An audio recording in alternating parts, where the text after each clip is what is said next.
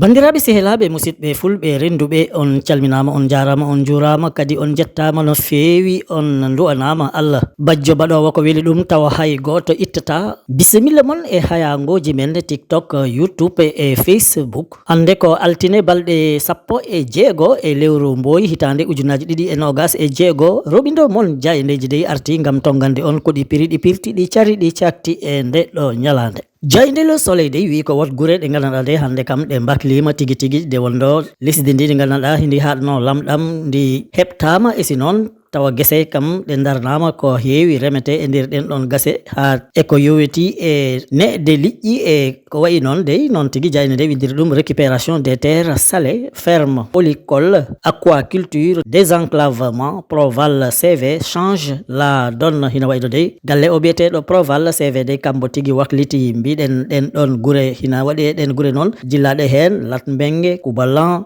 Ceneba, Thiadiaye, Kayar e ko wayi noon omo gandanɗa nde kam woni Younoussa Mbalo keyniɗo eɓɓo ɗimmode kam tigui holliti ɗum ɗon ko gandanɗa nde hina waɗi fayida ko waɗa e ɗen ɗon gure noon tigui jayne nde windiri ɗum des réalisations visibles à Latmingué, Koubalan, Ceneba, Thiadiaye, Kayar. Younoussa Mbalo, coordinateur, la phase 2 sera alignée sur les nouvelles orientations des autorités noon tigui jayne nde windiri ɗum e ɗerewol mum adunol. Joynde le point info de wi ko gam ɓeɓe gandanɗa kamen goni jayndi yankoɓe mbawa wat liggeyaji mumen no hannirta ni dey hina waɗi gomumo gandanɗa nde ko awokaji tigui tigui mbo waɗi ɗin ɗon awokaji de ɗi darima tigui tigui gam aynude e rende jayndi yankoɓe e nder Sénégal noon tigui jayndi nde windiri ɗum liberté de la presse vers la création d'un réseau d'avocats pour protéger les journalistes hina wayno tigui dey ɓen noon ma wot darde walde fayida mawde nde gandanɗa nde tigui tigui kam ɓeɓe gandanɗa kamen liggoto e jayndi yankagal dey janggo jaam kala ko wawi ɗumen heeb e yeeso cuuɗi ñawirɗe tawa ɗin ɗon awokaji jillaɗe on ɗon gomude heɓe ɗumen mbawi darano no hannirta ni e wiide jayde le point info. Ko ɓuuri ko heew e jaydeji ɗi dey ɗi dawi hande e ko yowiti e politique sabo tigui tigui jayde le quotidien windi ko rencontre avec sa coalition et son parti ce week-end. Sonko apte pour la dualité ina wayno tigui tigui dey omo gandanɗa kam woni Ousmane Sonko de kam ne de wondo fottiti e gomu mum jatɗo biyeteɗo apte ɗum woni coalition kam de hanti hina wayno fuɗɗima tigui tigui huccitire e omo gandanɗa kam woni Bassirou Diomaye Diakhar Faye hina wayno de jayne nde windi ko le leader de PASTEF se projette sur 2027 et 2029. Le congrès de son parti fixé au 13 juin. Le rouleau est lancé hina wayno kam omo gandanɗa kam hini PASTEF de woni Ousmane Sonko noon hina wayno hanti feri lawol gam abbade hitande ujunaje 2027 ɗum noon woni suɓgoji ɓe wonat ɓe yeeso gendiji men wona mairiji ɗi dey ɗum woni élection locale e si noon ha joni Sonko hombo weddo guite mum hitande ujunaji 2029 dey woni 2029 nden tigui waɗete suɓgo keynotoɗo lesdi Sénégal woni élection présidentielle. Ha taki jayne nde ɓisdi hen ko omo gandanɗa kam woni Ousmane Sonko de wi ko wirri happu mo gandanɗa nde siko yimɓe jottima e balɗe 13 e lewru juin nden waɗata pottital jajgal gam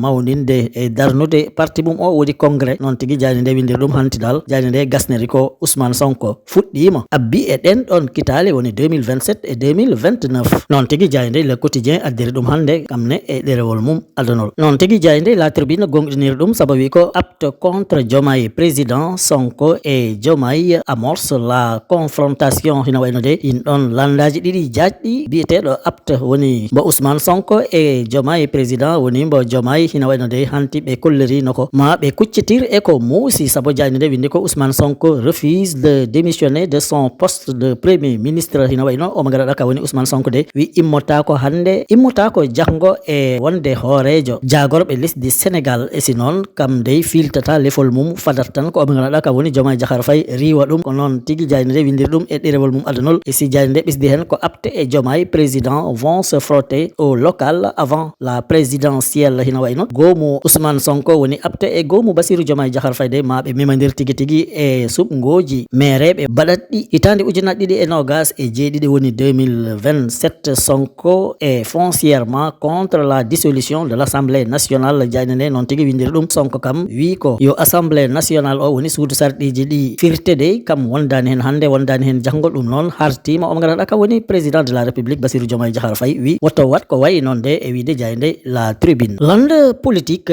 biyeteɗo APRD kambone mbo fottiti gam jabade Ousmane Sonko o ganduɗa de yaltino tigi tigi hombo laya eko fayi e renégociation des contrats gazier et pétrolier hina wayno tigi de nanadiral ngal balnogal hanke e heccanki yowti e gaz e pétrole tawa Macky Sall wadnogal de Ousmane Sonko wi kam ma ƴewtino ngal ɗon nanadiral ngam no ngal waklitira e wiide Jayde las Jayde de ɓisde hen ko contrat pétrolier et gazier et minier. L'APR démonte le récit de Sonko hina wayno kala ko Ousmane Sonko yekkitno konngol lay ɗum wi ko tigi tigi ni no ɗum waɗrano woni ngal ɗon nanadiral hay dara ko moƴƴi hen ɓe jillaɓe APRD ɓe calima ɓe mbi ɗum kam ɗum wona gonga hande ɗum wona gonga janggo. Non tigi o ganduɗa kam joguino konngol mumen inde mum maître Oumar Youm wiide que le Sénégal emprunte comme un pays en guerre. Kam maître Oumar Youm de wi ko ɗo Sénégal toldi hande de ni no ñamlorto koppareje e lagde he hina wayi ɗo lisdi ndi de ko e wolde nde woni tawa hinde e guerre. Non tigi Jayde las addiri ɗum hande e ɗerewol mum addanol. Ceerno Alassane Sall de e nder Jayde en relief de mboni mettina bonnere nde ganduɗa de nde waɗi e nder Sénégal tawa noon hina yowiti e koppareje kewɗe. Kam Ceerno Alassane Sall de wi ko 37 milliards de francs CFA déjà décaissés pour un projet d'électrification rurale dont les réalisations restent quasi invisibles. Kam de wi ko capanɗe tati e jeeɗiɗi milliards e koppareje men de ɗi ƴettama tawa hiɗi ponno abbine e addude ndoyam e nder gure dowriji woni électrification rurale. E si noon tegi hen ko ha jooɗi ɗum kam hay goto yiyani ɗum wadde kalis yalti mbo ñamama. E si noon ko foti ko ligge hay goto haccaki ɗum. Non tigi Jayde nde windiri ɗum kam o ganduɗa on fiili lefol suudu sarɗiji dey kalmo yima e yeeso cuuɗi ñawirɗi ɗo e Sénégal. E si noon e yeeso cuuɗi ñawirɗi gonɗi toon to Espagne wiide ko laamu lesdi Sénégal de ha joni e yeddude. E si noon e niɓre woni e wiide Jayde en relief. Jayde le point actu de wi ko galle o biyeteɗo Softcare de tawa hombo liggo ko wiyete kuusuji de hina wayno caggal de o keyniɗo jagorgal pangal e cellal ɓalli e si e laaɓal. Ɗum noon taki hande ɓe ganduɗa kamen goni e on ɗon galle de ɓe mbi hanti kala jekkitɗo konngol ngol moƴƴani tegi ngol e dow mumen de ma ɓe jahadu e suudu ñawirdu saabu noon hanti kam hay dara ko neɗɗo foti ɗumen wi. Non tigi Jayde de windiri ɗum blanchi lors de la conférence de presse du ministre de la santé. Softcare met en garde et passe à l'acte contre ses détracteurs hina wayno tigi tigi Softcare de hartima kala mo ganduɗa de haɗa yekkita hanti konngol bongol haɗa tega e dow koɓe liggoto ko e si noon e dow galle he. Non tigi Jayde point actu ɓesdiri hen en dépit des conclusions techniques et scientifiques de l'enquête présentée par le ministre Ibrahima Sy. Softcare curieusement toujours sous le feu des accusations. hay si tawi ɓeɓe ganduɗa kamen hakkillaji mumen ɓuuri tigi abbo e ɗum ɗon ko ganduɗa de hina fayi e koɓe liggotono ko woni technicien ɓe de e konngol ngol Ibrahima Sy yekkiti woni keyniɗo jagorgal joguingal cellal ɓalli e laaɓal de haɗata fa joni wotɓe ganduɗa heɓe daari tigi tigi heɓe tega kongi bonɗi e dow Softcare. Ɗum noon kamen ɓe mbi ɓe gonta ɗum jaab hande ɓe gonta ɗum jaab janggo e wiide Jayde point actu. Gasnirten ɓiɗɗo Jaydeji men hande de ko Libération kam arti e alhaali gora débat en de tawa noon ko Pape Cheikh Diallo e Djibril Dramé hombo hen inne saabu Jayde nde windi ko Pape Cheikh Diallo encore gravement accablé hina wayno de jorɓama hondutitin e ko yowoti e gora débat en les aveux détonnants de Steph hina wayno de wotmo ganduɗa ko Steph woni inde mum de ko wi ko e ko layi ko e o mo ganduɗa ka woni Pape Cheikh Diallo de ina mawni hina habni. Jayde nde windi ko ina wayno de o mo ganduɗa ka woni ɓiɗɗo Cameroun tawa noon hombo ɗo e nder Sénégal de kam de nanga toon to brigade de recherche mo Keur Massar woni dadiɓe Keur Massar de kam on mo ganduɗa hombo ɓuuri lollir Modou G de hombo jillano e hayago ganduɗa hen gora débat en laydatno hen ɓe mbaddatno e wiide Jayde la Libération. bandiraɓe sehilaɓe ɗum woni ɗo seeɗa e komin gaddatno on e ko Jaydeji ɗi dawi ɗi bindi hande tottodiren aadi ha sanga goɗɗo so weeli Allah joom baɗe e bawɗe o.